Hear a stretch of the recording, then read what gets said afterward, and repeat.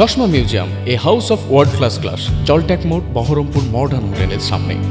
কান্ধি পৌরসভার পৌরপিতার পদ থেকে ইস্তফা দিলেন জয়দেব ঘটক।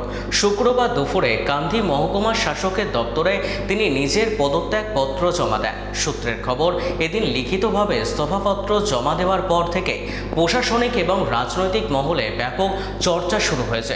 যদিও তার পদত্যাগের সুনির্দিষ্ট কারণ সম্পর্কে এখনও পর্যন্ত কোনো আনুষ্ঠানিক বিবৃতি প্রকাশ করা হয়নি।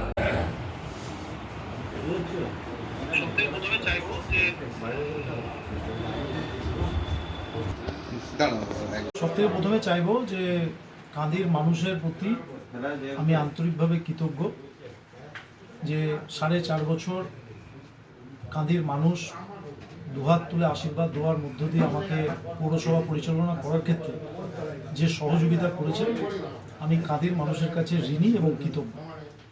তার পাশাপাশি আজকে রিজাইন করেছি নিশ্চিতভাবে।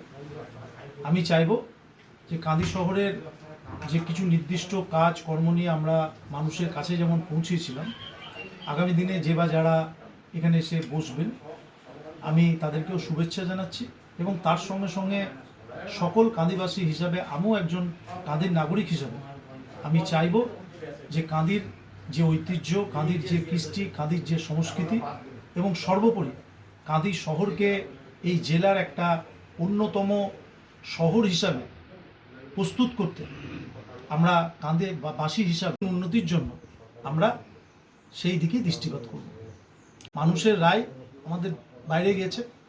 আমি প্রথমেও বলেছিলাম যে আমরা চাই যে মানুষের মধ্য দিয়ে, কাজের মধ্য দিয়ে মানুষকে বোঝাতে আমরা সক্ষম হইনি।